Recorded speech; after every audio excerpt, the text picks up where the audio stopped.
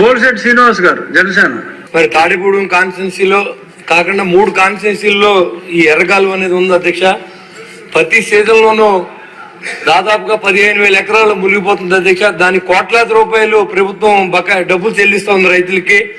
కానీ రైతులకి మనం ఇచ్చే డబ్బు కంటే కూడా వాళ్ళు పండించే దాన్ని వాళ్ళ ఇంటికి వెళ్తే దానివల్ల వాళ్ళు సంతోషిస్తారు తప్ప మనం ఇచ్చే 1,000-2,000కి వాళ్ళకి ఏం రాదు అధ్యక్ష.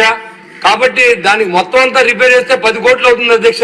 కానీ 10 సంవత్సరం 7 కోట్ల నుంచి 9 కోట్ల రూపాయలు మురిగినప్పుడల్లా మనం డబ్బులు ఇస్తాం అధ్యక్ష. మరి కాబట్టి గౌరవ మంత్రి గారు కూడా లాస్ట్ టైం చెప్పడం జరిగింది మా జిల్లా వాసులు.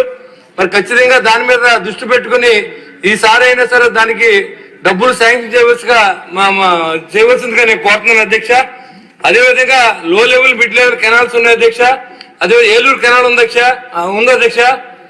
ఎక్కడా కూడా అవన్నీ సిల్ట్ తీగ 7 సంవత్సరాలుగా అన్ని మురుకాలలో తయారైన అధ్యక్ష.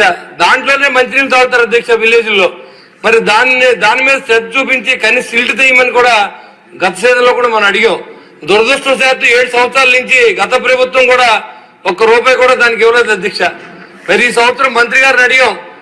మరి ఆర్థిక ఇబ్బందుల వల్ల ఇవ్వలేకపోయారు. అయినప్పుడు కూడా చాలా ప్రాజెక్టులు ఆంధ్ర రాష్ట్రంలో కడుతున్నారు.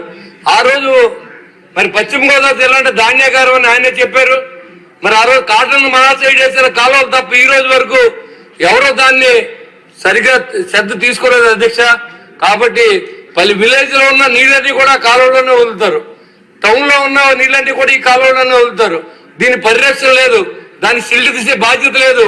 చాలా టౌన్లు కానీ పల్లెలు కానీ దానిలో మంచినీరు, తాగునీరు, సాగునీరు కూడా వాడుతున్నాం అధ్యక్ష.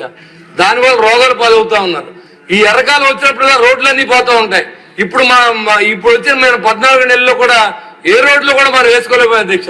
కాబట్టి ఇవన్నీ కూడా మంత్రి గారి దృష్టికి వెళ్ళి ఈ సీజన్ అయినా ఈ వేసవికాలంలోనైనా మాకు ఈ ఎర్రకాలను బాగు చేసుకునే విధంగా ఈ 3 కెనాల్స్ ని సిల్ట్ తీసే విధంగా ఆదేశాలు ఇవ్వాలని చెప్పి ముఖ్యమంత్రి గారికి చెప్పి మరి నిధులు కేటాయించాలని చెప్పి రామారెడ్డి గారిని మిమ్మల్ని కోరుతున్నాను అధ్యక్ష. Thank you very much.